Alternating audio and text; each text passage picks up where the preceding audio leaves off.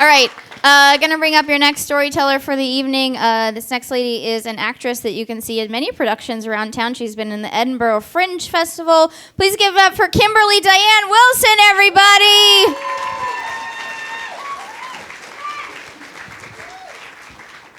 I'm just gonna leave this on here because I like to talk with my hands. I had a lot of things to choose from for this. My best failure, like, I failed at Christianity, but is like that my best one? I failed with a plunger a couple times. Is that my best one? And the best one that I have is the first one that I thought of when they asked me to do this. And it's kind of boring, and that's okay, because it's my best one because it's still real. It's still something that is very active in my life. I grew up in Seattle, Washington, and in the 8th grade, my dad moved our entire family to Medford, Oregon. Oh. And it's the highlight of my story. And in Medford, so in the early 90s, Medford wasn't Methford. It wasn't, it was just a rural, country town. Ashland was still there. It was still fantastic in Ashland. And we moved there, and I thought, all right, 8th grade. From Montessori school to 7th grade, I had spent that entire time with all the same people. We all played on the same soccer team. We all were on the same swim team. We all, tennis, whatever. And in 8th grade, I had an opportunity to reinvent myself. And who was I going to be in 8th grade, right? Somebody cool, obviously. Someone super cool. And I was exotic. I was from Seattle. And I was cultured, and I had different cool words, and I knew who No Doubt was, and nobody knew who No Doubt was. So the first 2 weeks of school, I joined the soccer team, I joined the drama club, I played the trumpet.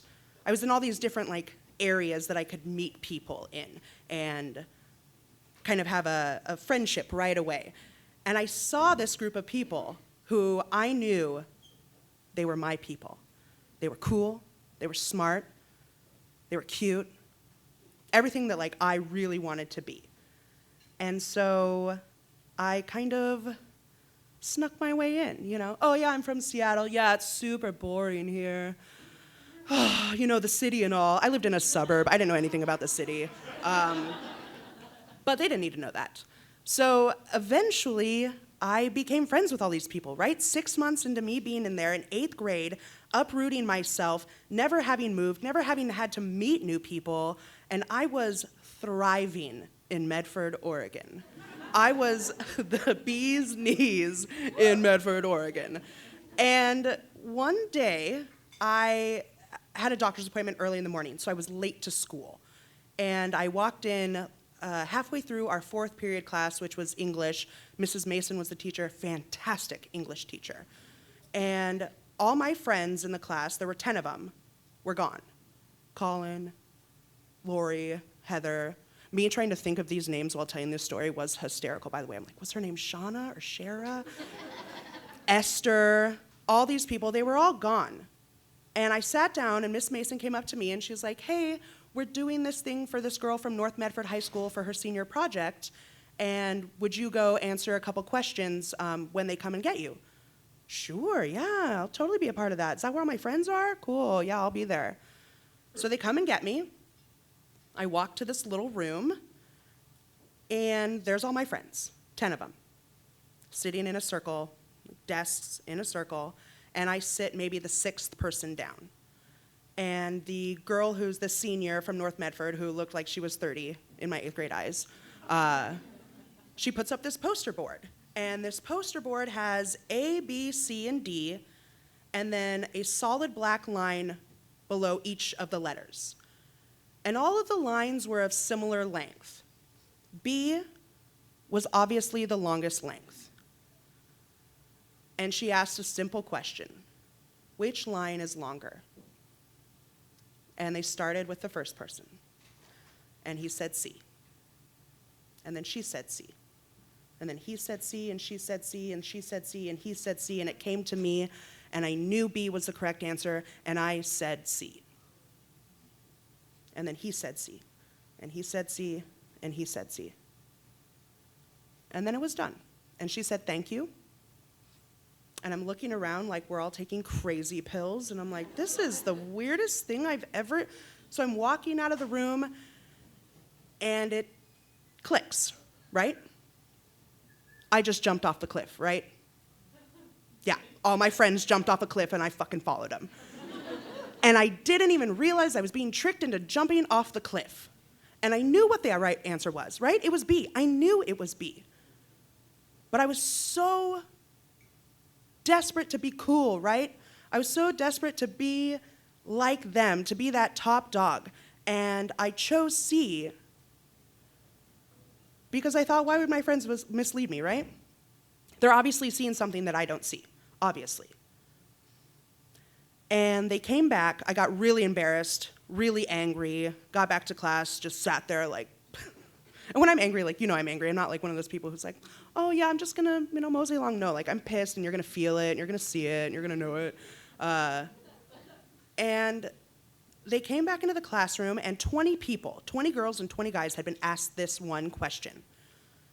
And 14 out of the 20 guys chose the wrong answer. And 1 out of the 20 girls chose the wrong answer. And they all looked at me. And I thought, you fucking assholes. So, failure, yes, I failed. I jumped. Best failure, because I'm still jumping. Like, I wish that the end of the story was like, and then I decided that day, a la Kurt Cobain, I'd rather be hated for who I am than loved for who I'm not. No, I don't want that. I want to be loved, right? I don't want to be hated. That sounds terrible. That sounds exhausting. So there's no moral to the story. The moral, if there was one, is that I'm even more confused now than I ever was. Because now it's that big dichotomy of, all right, all my friends are choosing the chicken salad, but I really want the hamburger. Do I choose the chicken salad because that's better for me, because that's what I want, or because everybody's having that? Or do I choose the hamburger because that's really what I want, but no, I need to be like everybody else? I mean, every frickin' decision that I make is relying upon that one time in 8th grade when I chose the wrong line. When all my friends tricked me, and I didn't realize they were tricking me. And I didn't know. And I still don't know. I still don't know if I like beer. Like, I don't know. Do I love sushi? I don't know. And that's the best. Because I don't have to know, and it's okay that I don't know. And me not knowing allows me to choose the grossest beer on the menu and say, yeah, delicious. Or, the most expensive sushi and say, oh, I've had better. It frees me up to do a lot of things, but I still want to be cool, I still want to be liked. I still want to choose B, and instead, sometimes I do choose C, and sometimes I jump the cliff, and sometimes I push people off the cliffs. I don't know. The moral of the story is to be continued. Thank you.